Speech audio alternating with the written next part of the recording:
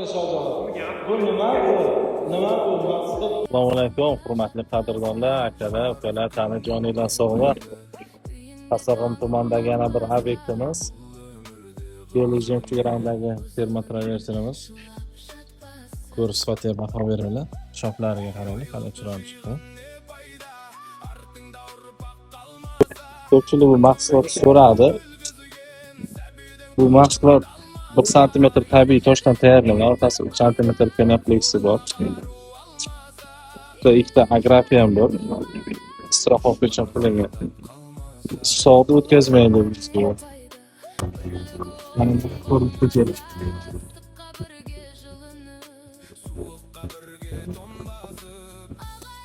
Belgium chegarasida juda chiroyli chiqqan.